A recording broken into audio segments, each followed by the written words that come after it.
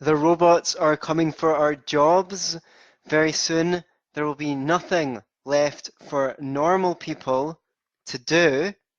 And the only solution to that is to institute a universal basic income. Welcome to episode 123 of the Scottish Liberty Podcast with me, Antony Sammeroff. Those are the assertions of presidential candidate Andrew Yang, who's running for president in 2020 as a Democrat. I have the privilege of debating him on September the 9th at the Soho Forum in New York. I'm going to talk about his vision, his policies. I'm going to talk about our debate. Well, I'm debating him on automation. His assertion is that automation is going to make everyone, except for a few elites, poor. I'm going to say it's going to make everyone rich. We're going to battle it out. Now, I'm probably going to give all of my best arguments away in this podcast, but that's fine, because if Andrew Yang watches it, all the better. He'll know what he's in for, and maybe we can we can spend less time trying to see where each other are coming from, and more time, while knowing where each other is coming from, figuring out where each of us has got it right and where each of us has got it wrong. So Andrew Yang wrote this book, The War on Normal People. It's a very readable book. It's it's an enjoyable book. I don't agree with a lot of his economic thinking. I think there's a lot of fallacies in his economic thinking. It's full of kind of cliches like, we need to have the market serve humanity rather than humanity serve the market. What is the market? The market is humanity. The market are just a bunch of people buying and selling stuff from each other. So this idea, this anthropomorphization about the market, the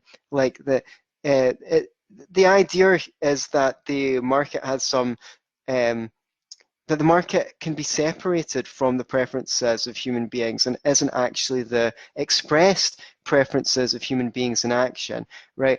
If you ask me what I want out of life, and I can have anything, I'll just tell you everything. Why don't you just give me everything?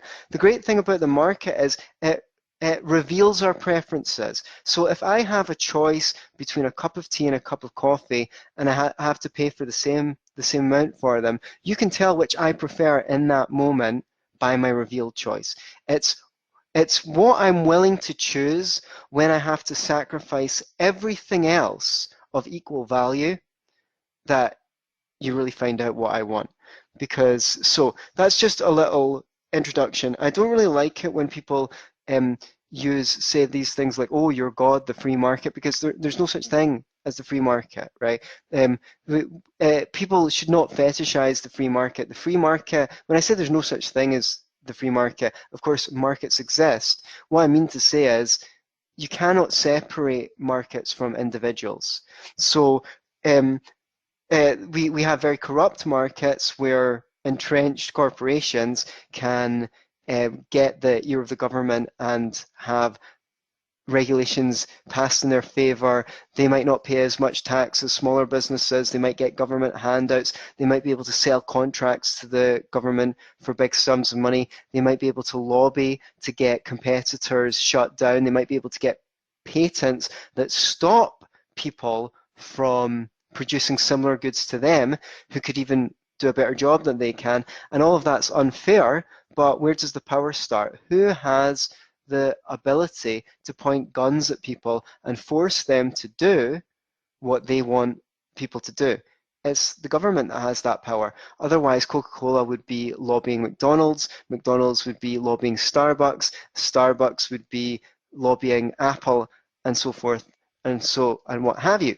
So one thing that Andrew Yang wants to do is use the government, the power force that the government has, as a benign force in the economy. And I'm going to talk to you a little bit about why I think that might be, why I think that his ideas are mistaken. If you think this is useful, if you think this has explanatory power, hit that share button, or if you're watching on Facebook, click watch party, go to the bottom and say start a watch party so that everyone that's on gets a notification that you're getting involved, and I will be taking questions.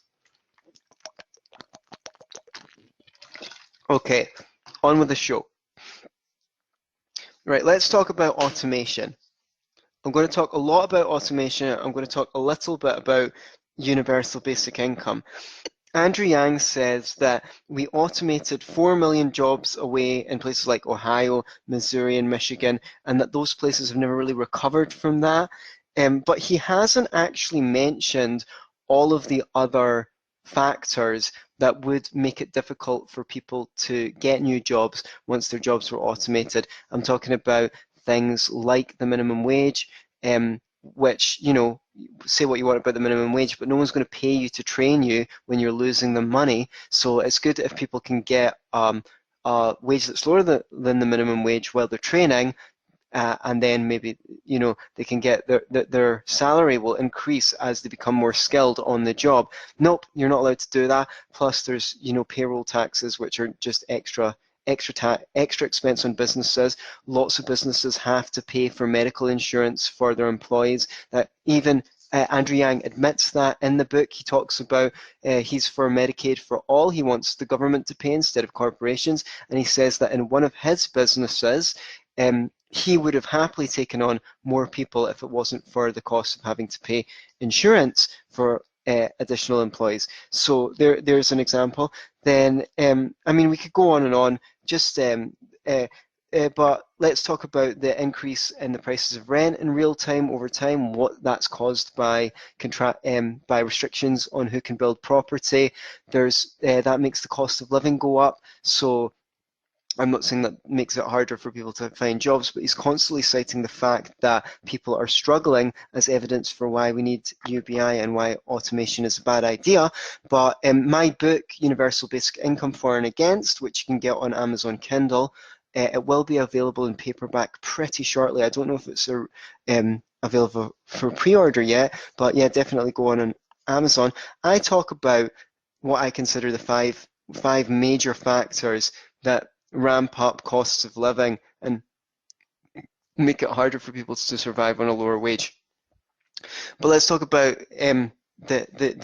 so he's concerned that, you know, 3.5 million truckers that are going to lose their jobs in America, as well as like retail workers, call center workers, people who work in fast food places, these kind of entry-level jobs. And yeah, he says, you know, they're not exactly going to become highly skilled computer programmers. So as we go on, we're going to follow, let's call him Jack the trucker, and see what might happen to him if his job was automated. So I guess, yeah, this is the scary thing, the scary idea is that with machines and artificial intelligence replacing all the jobs that normal people do, the book is called The War on Normal People, that will be without jobs. And what's going to happen is there's going to be this elite that have all the machines and have all the wealth. We're going to look at that more closely. Sam Harris, one of the prominent intellectuals of our day, says we need to decouple the idea that people should work to earn a living. They should just get a living, and working should be a separate thing. That's exactly what I think is not the solution to this problem, as is going to become clear. I think that would be problematic. You actually want to incentivize people to do things for each other, to serve one another, not say serve one another in order to gain a living, so long as there are people to be served. Decoupling those two is going to create a whole world of problems, as we're going to explore.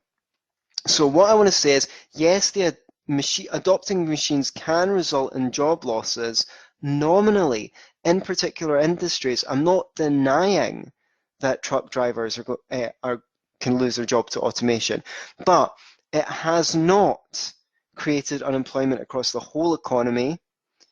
In fact, it frees people up from doing jobs that are less wanted, so that they can do jobs that are more wanted. And I'm going to exemplify that, because it's kind of hard to sustain this position, that all the jobs are going to be there's going to be nothing for anyone to do, because we're constantly told classroom sizes are too large.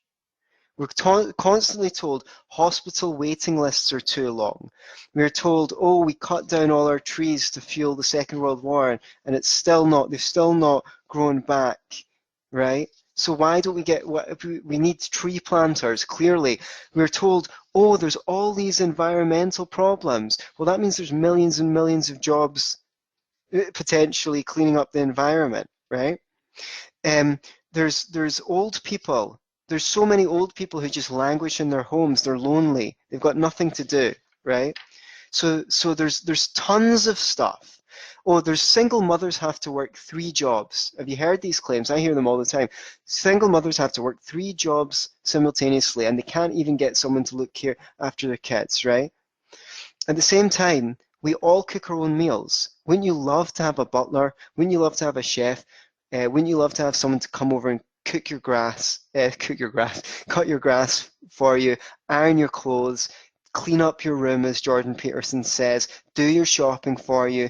There's a million things that each of us can benefit from the convenience of someone else doing every day. Millions of things that we can benefit from other people doing. So what I want to say is the purpose of work is to produce things to satisfy people's wants and needs. That is the only purpose of work. What is work? You are paid to do something that someone else values, right? Whether it's your employer, you work for them directly, or they sell your labor to someone else, right? The purpose of work is to cater to people's needs. So there's a contradiction in the idea that having tons of machines is going to make everyone poor, because if all the work's been done by machines, what's that for? That's to meet people's needs, right?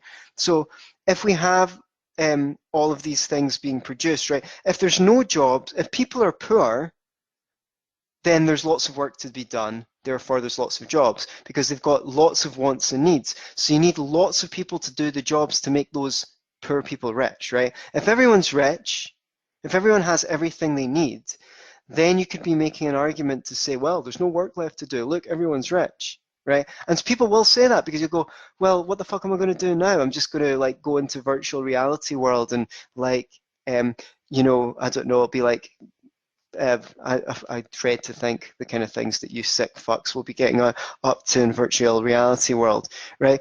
Okay, that's a different question, right? Then, if everyone's rich, then you might say, well, okay, we need to do something about this, right? You know, we need to get everyone, we need to train everyone as yoga teachers so that they don't become fat couch potatoes. You know, everyone will have to do 3 hours of yoga a day but you can't say the machines are causing a problem because everyone's poor.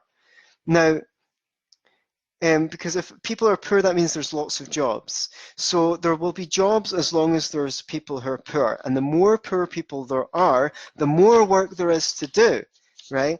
And right, if the rich people have machines that does the work for those people, you go like, well, I can't employ someone to cut my grass because we've got the automatic grass cutter. Oh, well, great. I'm going to save money on having to hire a real grass cutter. Oh, you've got the automatic butler. Okay, all the machines are doing everything for you. That means you're rich, right? You're rich. Otherwise, you'll get someone over to cut your grass, and you'll go over to their house and look after their kids or cook their meals for you, and we'll just swap each other. So it's a complete contradiction. It doesn't make any sense, right? So the rich person, what if all the rich people own the machines and then the rest of us don't have money to pay each other? Well, we'll swap services, right? Now, I thought of a metaphor for this that I think illustrates it quite well. I've not told anyone yet, so you guys are the first person to hear it. You can think of, you can let me know what you think. So imagine there were a bunch of angels around and they had superhuman powers, right? They don't need to be angels, they could be ghosts, right? They can translocate, they can read minds, and they're so far advanced of us that they don't need anything from us whatsoever. Like, there's nothing we can do for them because they've got it all already. The only things they can do is make universes in their heads and send them to each other, and they do that. They trade with each other, like amazing things like that, which we can't do. So nothing we have is of any interest or value to them, right? So they just have their own economy, right? That wouldn't affect us at all. So even if there's a small number of rich people who can do superhuman things for each other, we're in exactly the same position. The only difference is one of these angels or ghosts might sometime bless you by giving you a tiny bit of a small percentage of their powers and throwing it down to you. Now, I don't actually believe that's what would happen, but that's what the people who are scared about automation believe. I think there'll always be of value. The poorer you are, the more value you are to others because you've got low overheads and you're desperate. So they'll always find some work for you to do. And also, they'll be able to pay you more because it's nothing to them. It's nothing to them. If you're a trillionaire, I can pay you £1 million to cut my grass. What the hell? It's nothing. So that is not how it works, right? Now, if the machines that create the stuff that help the poor, sorry, the stuff that we want, it doesn't mean to help the poor. If they're churning out that stuff and we've got no money to buy it, then what's the use of that? First, they have to give it away, right? First, they go, well, I'm putting that in the shop. Oh, no one's got any money to buy it. Then the shopkeeper goes, I'm sick of this. I'm sending it back to the manufacturer. I can't sell it, right? And then they go, what am I going to do to this? Oh, I'll put it in a warehouse. Right now, the warehouse is full. I need to pay for heating on the warehouse. I need to pay for lighting on the warehouse. I need to pay an attendant for the warehouse. I don't want it. Give it away. Just give it away. So they'll just give away the warehouse and they'll give away all the stuff in the warehouse because they've got nothing to do with it. So someone will find something to do with it and they'll give it to someone who is willing to pay for it, right? But this is what happens. Buying a garment used to be a once-in-a-lifetime event. People did it once in their whole lives. Now the charity shops can't sell the clothes that people give them. They have to give them away. They can't sell those VHS cassettes. If someone finds a way to recycle VHS cassettes for a profit, they'll make lots of money because all of those VHS cassettes, we're trying to get rid of them. We're happy to give them away. This laptop that I'm making this on in 20 years will be worthless. So maybe someone in a third world country will get it because it might be of use to them. It might not even be of use to them in 20 years' time. It might not be compatible with the internet. So the machines are just going to create so much abundance that not only are the products that they make going to be given away, making everyone rich, but the machines themselves that make the stuff will be given away. Because they'll go, what am I going to do with this stuff? What am I going to do with these machines that make stuff? Like, no, I can't sell the stuff they make. So I'm just going to have to give it to someone. They'll give it to your community center and they'll make the stuff for you. And they'll give it to you for free, you know? So that's one of my points. If everyone's too poor to buy the stuff, then the stuff's worthless and the machines are worthless. Sorry, I'm really thirsty. Okay. So they'll not throw them, they'll try and get rid of them at knockdown rates, then they'll pay someone to take them off their hands. So the robots will end up in the hands of whoever's willing to upkeep them, or they'll abandon them in a landfill until someone says, I think I could do something with those things. So chances are in a fully automated society, robots themselves will become so affordable that you will be able to buy one to send that out to work for you. So the robot will work for you and you will get the paycheck. And someone will come along and say, that's the long term though. What about in the interim period? And that's maybe what Andrew Yang is saying. We need to plan for the upheaval of 3.5 million truckers entering the work environment. Okay, so because that's going to be some upheaval. That's, it's going to be complete chaos. And as Keynes put it, the economist Keynes put it, in the long run we're all dead, Anthony. Yes, that might be good in the long run, it might be utopia, but what about the short term? So I want to talk about the effects of automation, the economic effects rather than the utopian end stage post-scarcity society. He says in his book that the savings of automated freight delivery will be 168 billion per year, 35 billion in fuel, 70 billion in labor costs, 36 billion in accident reduction and 27 billion in increased productivity and equipment utilization. And he says because the people who work in the industry can see that those will be the potential results of automation, they're going to obviously want to automate as soon as possible to get those benefits. And he seems to think, like I heard him on Joe Rogan podcast say things like, the universal basic income will create jobs. And it's like, no, you don't create jobs by taxing people, because just think about it, right? If I own a shop, right, I'm the rich, right? You tax me £1 million and give it to other people, and then those other people go to the shop that I own and they buy stuff worth £1 million, right? All that's happened is if I have £1 million less revenue, no, I've got £1 million less stuff. I've got the same amount of money, but I've got £1 million less of stuff. So I've got £1 million less to employ people. I've got £1 million less to invest in the equipment, to invest in machines and factories and AI, which actually so there's less capital formation. If you tax people to give people a UBI, there's less capital formation, which will damage everybody, especially people on low incomes. Why? Because it's capital formation that makes goods and services cheaper. If I buy that automated truck and I save 168 billion per year, a lot of that 168 billion will need to be given to customers. So everything in the shop becomes cheaper, which means if I earn, let's say, $300, $400 a month, a very modest, sorry, that's a modest income. A little bit more than that, but a modest income, right? But everything in the shops is 20% cheaper.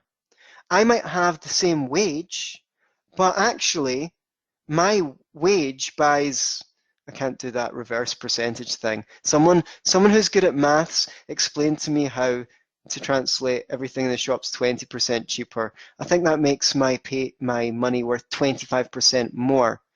So my money's worth more anyway. Let's say my money's worth 25% more. I can buy 25% more stuff even though my wage is exactly the same. How does that happen? It happens because those greedy rich bastards want to profit. So instead of just putting their money under the mattress, or instead of saving it, which then the bank will lend it out, they invest it in businesses that they hope are going to do well. If those businesses do well, then they make a profit. How do those businesses do well?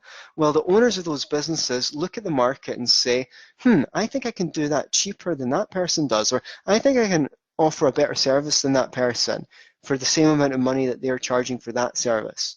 But I don't have the money to do it. Right, let me go to Mr. Starbucks. You've got tons of money. Will you lend me £10 million for this great idea? And Mr. Starbucks goes, not a bad idea you've got there, actually. I think that might work. Okay, I'll take the risk. I'll give you the £10 million, but in exchange, you need to give me 25% of your business. And he goes, well, do you know what? Mr. Microsoft offered me £10 million for 20% of my business. And Mr. Starbucks goes, okay, well, then I'll give you it for 19% of your business. Have we got a deal? Yes, we've got a deal. Let's shake. Okay, now I own 19% of your business. Now, if you tax Mr. Starbucks for that £1 million, then he's not going to be able to give that money to that guy to get that guy to invest in his new idea that will make all your stuff in the shops cheaper and benefit you as a poor person. This is the story that the left don't understand. So I really, really, really need you to share this podcast, because I think I'm on fire. You'll need to tell me. I think you tell me, am I on fire? Okay, so that's how capital formation works. And Andrew Yang does not seem to understand capital formation by my reading of his book, and by my listening to him on podcasts, because he's constantly going on about how the universal basic income will create new jobs. You cannot create new jobs by taxing some people. That's like taking water from the deep end of the swimming pool and putting it in the shallow end of the swimming pool, but spilling some of it along the way. Not only do the people at the shallow end of the swimming pool go to the shops and spend their money, and then it just goes back to the rich people, because you didn't actually make the people at the shallow end of the swimming pool any more skilled, you didn't give them any capital, you didn't do anything to increase their earning power. So when they go out to the shops, the money you tax to give them will just go back to the rich people. It's not a solution to inequality. Okay? So capital formation helps the poor. If only we could get on TV to explain this to people. But to be honest, I've not seen that many people explain it well. George Reisman has got a good article called Anti-Abamonomics, where he tries to explain this concept. But, you know, he's a good popularizer, but it's still pretty academic. I didn't find it easy to read, and I've been studying economics for 10 years. So there's a lot of work to be done simplifying economics. So, just like I said, there's no shortage of jobs, right? Andrew Yang says all your jobs are going to be automated. I say there's still tons of jobs as political economists explaining the vagaries of economics to the lay audience. Okay, so as I've gone on, class sizes are not too small. There's lots of lonely old people, and we could all do with a butler. Okay, so there's lots of work to be done, and as products and services become cheaper due to automation, people will have more money left in their pockets to pay people to do those things. Like, we need to get classroom sizes down, and we need to get hospital waiting lists down.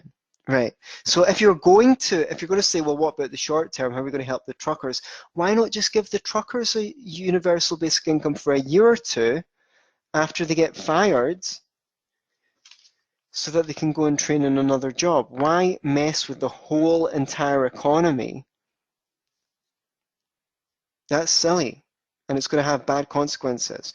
So I'm not saying, there may come a time, like Murray Rothbard has this example, which is, as soon as you think of a cola, it materializes in front of you. He says, then we'll be in a post-scarcity society. Then we can stop talking about economics. But until that point, there will always be work.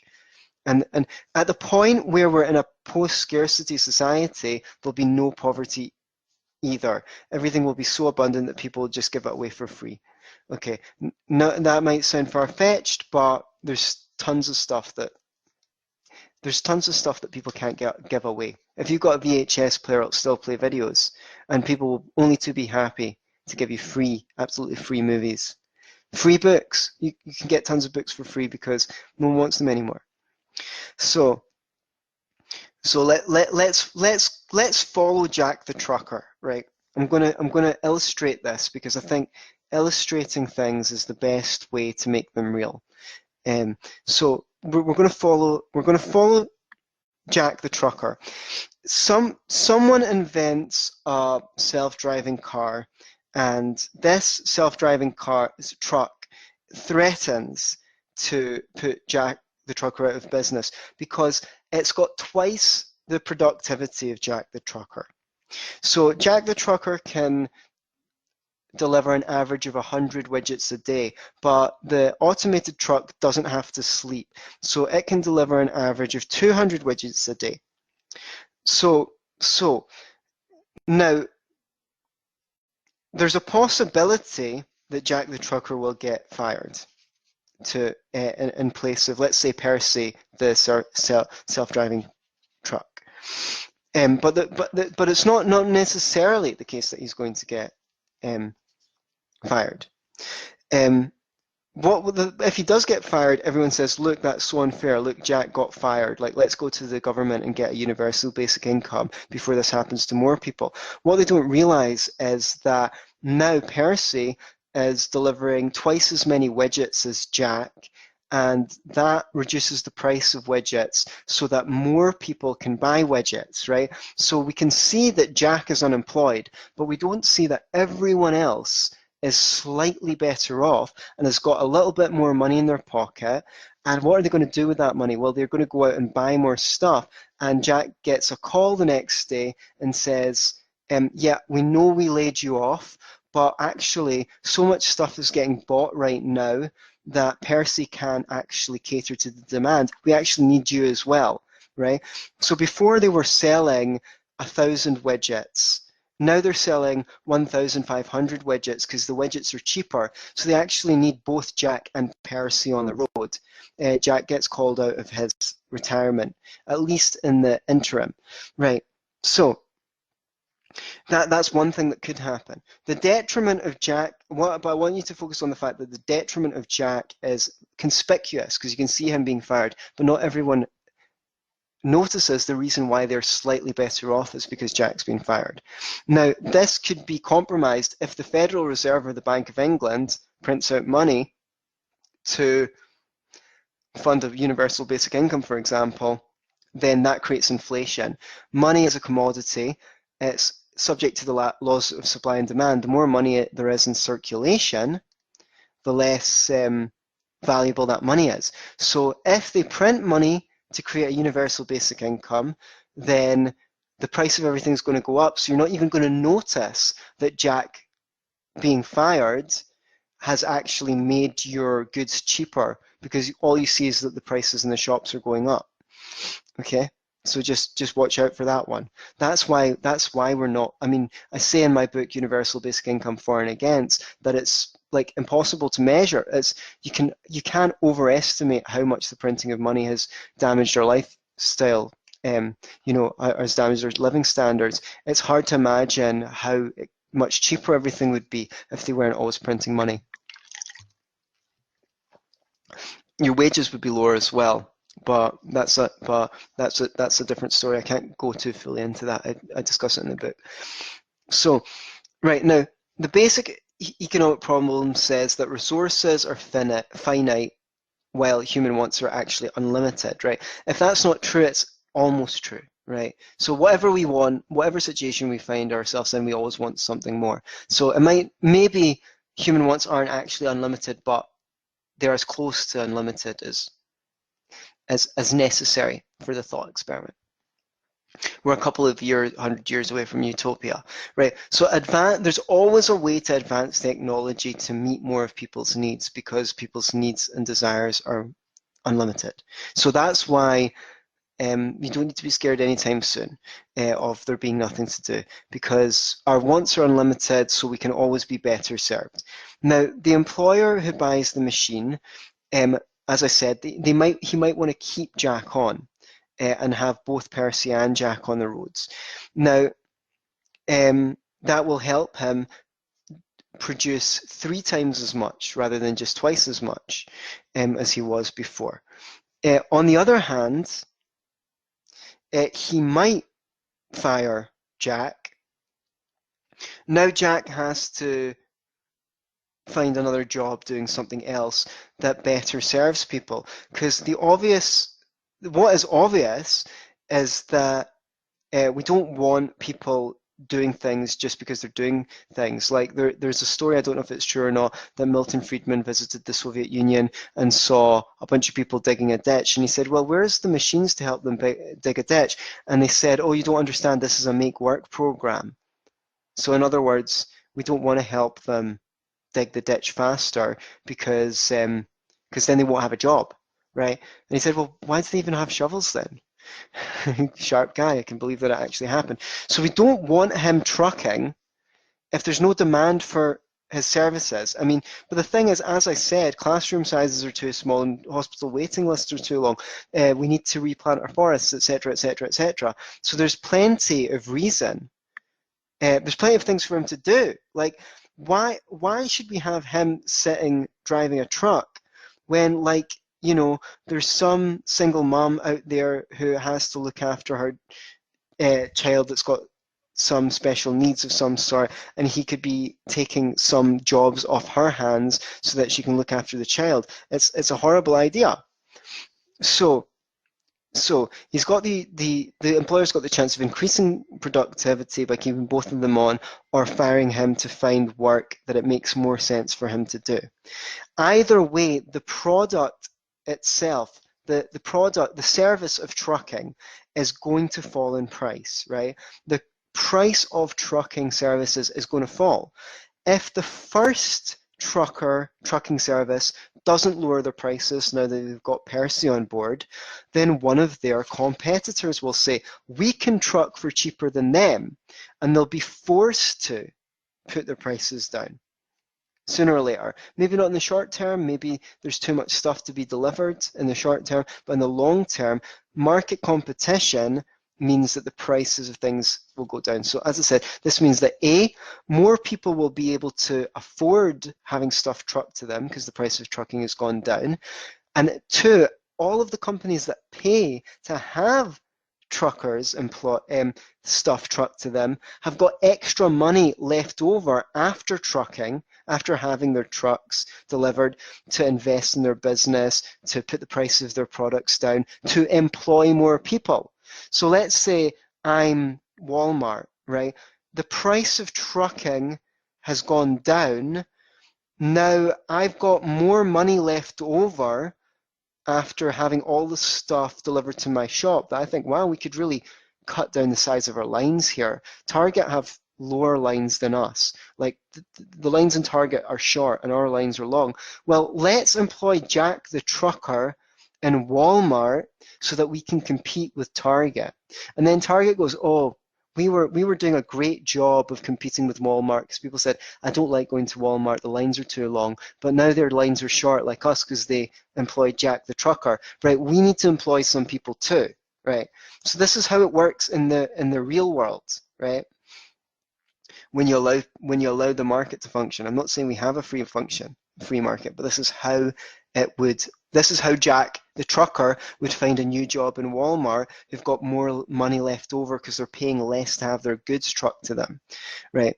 So this is creating jobs in other sectors. Also, all the customers who have more money left in their pocket because the price of products have gone down, they're going to go out and buy things. They're going to say, Jack the trucker, he's out of work. Well, I need someone to babysit the kids, so I'll go around to his house and say, hey, I heard you lost your job. Really need help looking after the kids. Could I bring them over to your house?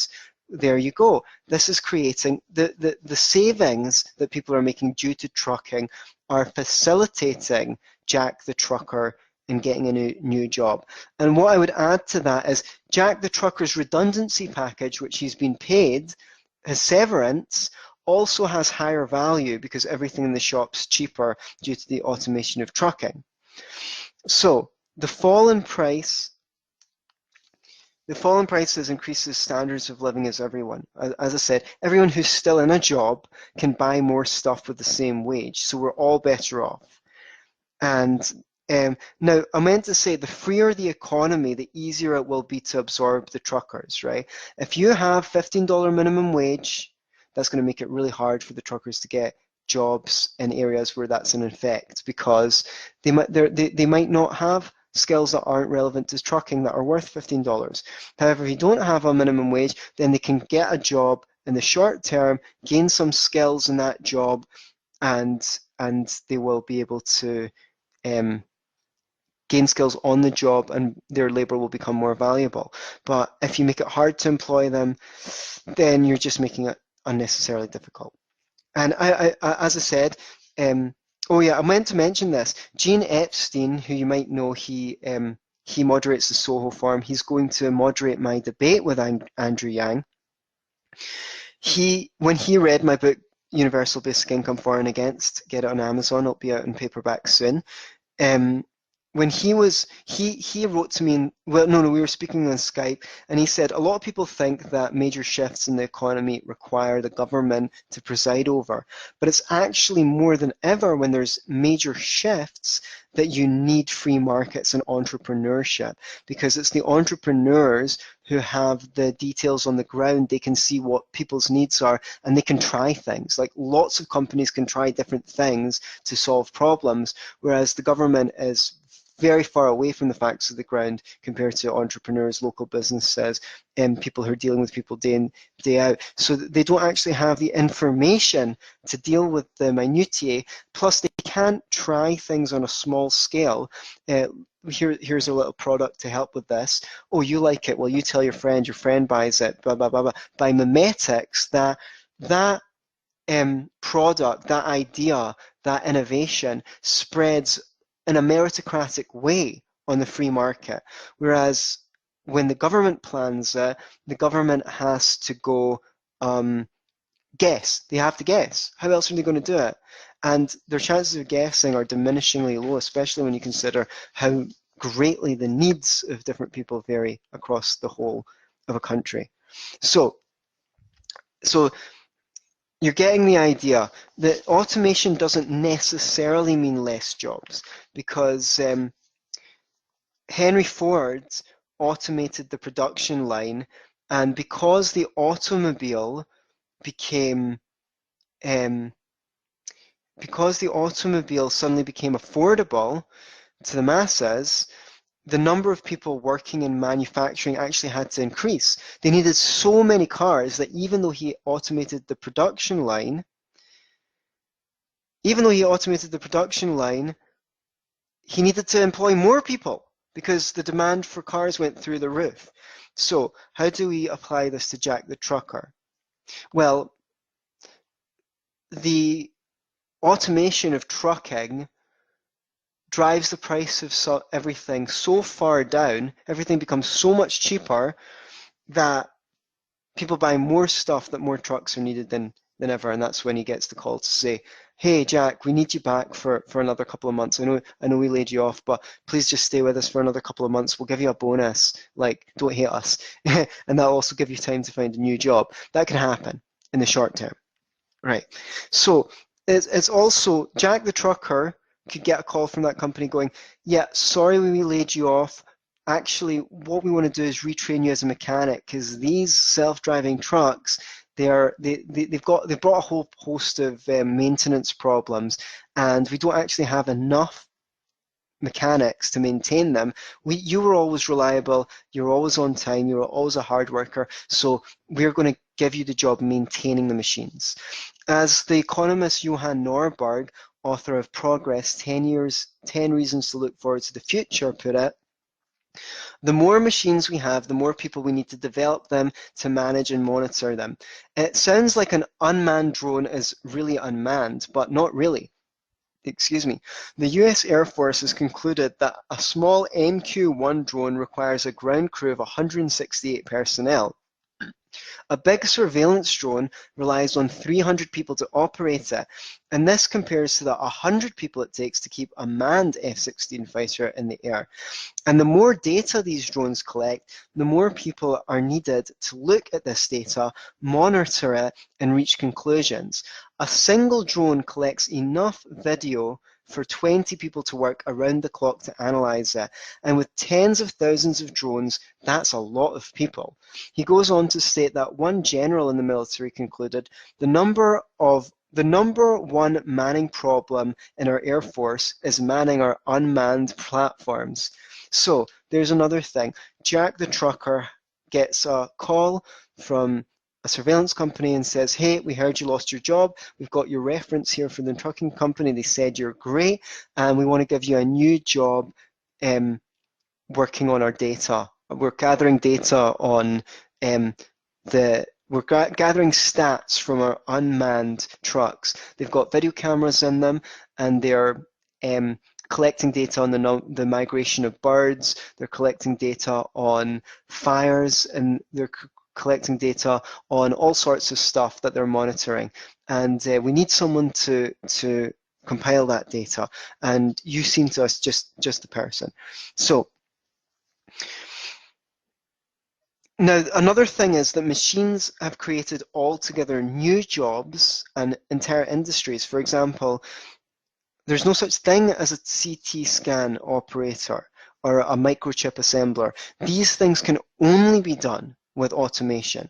So, solution 12 for Jack the Trucker is that he is going to find a job that we've never even heard of before. Lord knows what job he may find. Right. Now, I just want to, so we're doing good. We're about 45 minutes in. I think I can finish in 15 minutes. So I just want to finish with some stuff on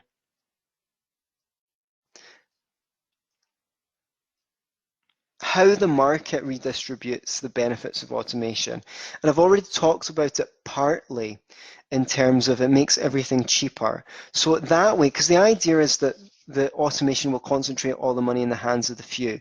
But I've sort of already challenged that, but we know one way, it pushes the price of products down.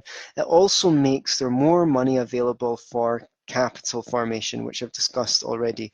But the thing is, if one person is able to do the work previously done by two, then his labor is twice as productive, right? Let's say if one man is able to do the work of four, right? Let's say they keep on Jack, but they get, they keep 1/4 of their workforce on, but they're not there to drive. They're there to maintain the machines. They only need 1/4 as many people, right? But he's still 4 times as productive, or maybe 8 times as productive, because he can maintain 4 machines, which are twice as productive as him. So they've got a reason to pay him more, because he's worth 8 times what he once was. And if other people are offering the same job, then he's going to go where he can get paid the most for looking after the machines. So it's not the employer who chooses the wage. So George Reisman uses this example, right? Supposing I move to Manhattan and it's too expensive for me to park my car. My car is worth like $10,000, right? I just want rid of the bloody car. I just want rid of it. Does that mean that and I'd be willing to give it away. Come to my house and take it. I just don't want the car. I just don't want to have a car in Manhattan, right? You can come over and pick it up. But do I need to give it away? No, because it's worth $10,000. So just because I'm willing to give the car away doesn't mean I need to. I can still get $10,000 for it. Okay, he uses this as an analogy. So just because workers, because Marxists say workers need to work because otherwise they'll starve. Therefore, they'll get the least amount of wages possible. In economics, that's called the iron law of wages, right? They'll get the least amount of wages possible. That's not true. They'll get what their labor is worth because they can, right? Just because they're willing to work for the minimum possible because they don't want to starve to death doesn't mean that they're going to be obliged to work for the least amount of possible. Now, so advances in the labor market, why would they pay him 8 times as much? Because if they don't, he'll get another job somewhere else that's paying 8 times as much, because the automation is making everyone's productivity, everyone's labor worth more because they can do more. That's why we've got these flat screen TVs and stuff like that. That's why whatever you earn now can buy much more than it could 100 years ago, because the price of everything, because if you're a forklift operator, you're so much more productive than someone moving those pallets by hand. So your employer can pay you more because you're so much more productive. Now, if it's just something that anyone can do, like I don't know, sweep a floor, you're less affected by it because there's more competition for your job. So the more specialized you are, the more insulated you are. But even a butler, I mean, this I can't remember who said this, but you go, well, how can you increase the productivity of a butler? Well, you can give him a tray, I suppose, but how's automation going to make him more productive? Let's just say it can. I'm sure it can. I'm sure we can find lots of inventions for him to make his job easier. The thing is, it's not the fact that he's more productive. It's the fact that if you don't pay him more, then there's tons of jobs that are within his ability, within his capability, that he can go out instead that will pay him more. So it's competition from other employers that force the going rate of being a butler up. So if his employer doesn't give him an increased proportion of the profits, then someone else will. So Other employers seeing the opportunity will enter the sector to take advantage of low labour costs in the industry, offering incrementally higher wages. Raising wages serves the original employer by ensuring he holds on to experienced staff that are already skilled, rather than having to hire new employees who may be unproductive at first and require training and experience which may be costly to provide. This is from Universal Basic Income For and Against. You can get it on Kindle and it'll be available in paperback soon. If production needs fluctuate, then offering experienced workers overtime will usually be preferable to taking on unskilled temps, and making layoffs tends to reduce staff morale, which can have negative effects on productivity as well. What's more, managers often have a personal relationship with staff and would rather not make redundancies if they can be avoided. So I don't know who wrote that, but whoever is clearly an economic genius. So what I'm saying here is technology is a win-win. When workers are displaced by it, it makes them available to find more productive or specialized work that machines can't do yet. The public is better served because people are now doing things that only people can do, whereas machines are taking up the work that people are no longer necessary to do. Our time is being freed up. The only reason why most people have the time and money to enjoy art, culture, science, and so on is because mechanization has freed up our time. And in my book, I show the figures and say that in 1870, the average hours worked were about 61 as opposed to 37 today, right? That's because one person can now do the work that once required several. So it's because of automation that we've got so much free time. Because remember, like hundreds of years ago, there's no way that a regular person would be able to buy a trumpet. I mean, a trumpet, that's like, you know, why do you think it's in royal music? Because they were incredibly expensive.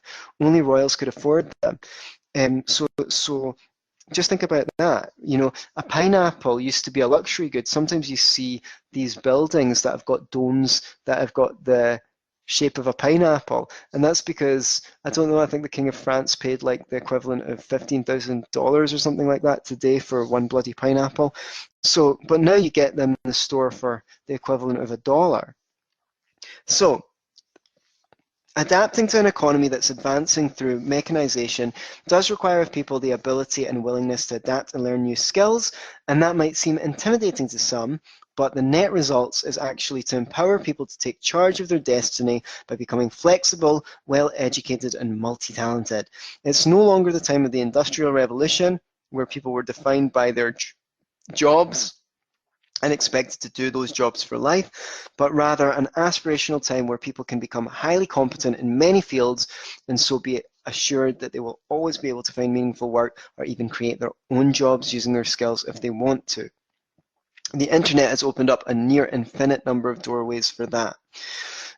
Right now, I don't want to get too deeply into the education system, but let's say the education system, well, I mean, they don't teach people a whole bunch to go from being crap at things to being good at things. Like the whole point of the education system should be to give people a bunch of opportunities to try things out and go from being really rubbish at them to being pretty good at them, so they can say, well, I can learn anything once I get out of here. It's not really like facts and figures, we don't really need them. We get them all in Wikipedia, right? You learn to reading, writing, and arithmetic. That's about the only useful stuff you learn in school. I'd say it's sociologically damaging, but that's to be bossed around all the time and do what you're told when you're told and all that. But that's a conversation for another time. We're told that this is the era of fake news, but there's no critical thinking skills in school. They don't teach people how to tell a valid argument from a fallacious one, or to fact check a document. They don't teach them any of that stuff. So I think the education system really has just left people absolutely paralyzed. Nathaniel Branden, who had a clandestine affair with Ayn Rand, wrote an essay called The Divine Right of Stagnation, I think it's called, and he wrote this maybe in the 50s or 60s, maybe earlier, talking about this idea that was going around. people have the right to stagnate. They have the right not to have to learn new things, right? Just because automation is beneficial for everyone else, I'm going to stop it, says Tucker Carlson. Tucker Carlson wants to stop the automated trucks because, you know, Jack, the trucker, wants to hold everyone else in society hostage. I was actually very sympathetic to Jack the trucker before. Now I think he's an asshole. Anyway, it's been a long time since I've read the essay, but if you want further reading, you can read it. Okay, so we can actually make the best use of automation. I guess my vision for the future is that, yeah, machines will continue to replace the jobs, but a lot of them are factory jobs and things that are quite impersonal and not that satisfying. And I think the work that's remaining is the work that requires a human touch. Things like nursing, childcare, caring for people's health and wellness, you know, fitness trainer, physiotherapist, counselor. We're all going to be so rich that we're going to turn into couch potatoes who are only on virtual reality machines. So we're going to need yoga, and we're going to need the gym. We're going to need a personal trainer. We're going to need motivational coaching to follow our dreams. All sorts of things. People, music. We'll probably see a lot more live music because it'll be cheap to get a band to perform because everything's so cheap that the band only need low wages. Everything becomes affordable in the future because of automation. A lot of people will basically get jobs mentoring each other. I think that's where the world's going. The only jobs that will really be left are like giving someone very personalized mentorship. So something that you're very good at, you can teach small groups to do it firsthand, and then we can use our technological innovations to solve any environmental problems. We can use them to help people get better at things, you know, to monitor their performance at things and get better at it. Whether even if they're trying to, you know, if they're trying to help, the computer can monitor their approaches and give them feedback on which ones are doing well and so forth. And you know, I once saw an idea for a virtual reality game where it puts sensors on you to monitor how stressed you are, and you get like an amoeba in the sea. And the more you relax, the more your amoeba evolves into a creature, and it's a different creature each time you play the game. So we could use the technology to help people to overcome trauma, but make it fun, make it into a computer game. A lot of you know that I'm a psychotherapist, so that's of interest to me. How can we use the technology to heal people psychologically? So poverty becomes a thing of the past. People have all the stuff in the world and they realize they're still miserable because having tons of stuff does not make you happy. At least when you were poor, you could blame the fact that you were unhappy on the fact that you didn't have any stuff. But now you've got all this stuff, so you've got no choice but to turn inward and say, what's wrong with me?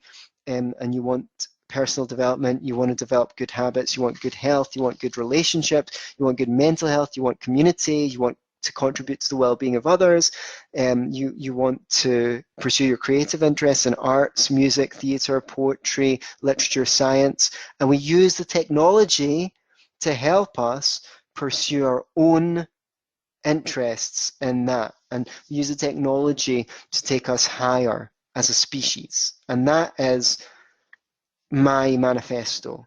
So this is the possible future that full automation will bring.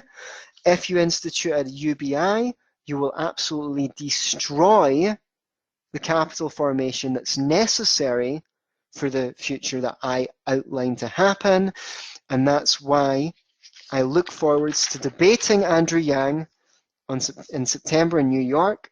I hope many of you can attend. I'll sign your book for you. I'm sure Andrew Yang will be signing books as well. And I look forward to meeting him. I admire him. I respect him. And it will be good to exchange ideas with him. I hope to see as many of you as possible in New York. The rest of you will be able to catch the live stream or probably just the stream. I don't think I'll be live online. Thank you for tuning into the Scottish Liberty Podcast. And if you think this show was good, I think I did a bloody good job, please share it. Please, please, please share the show, because that's how I grow the show.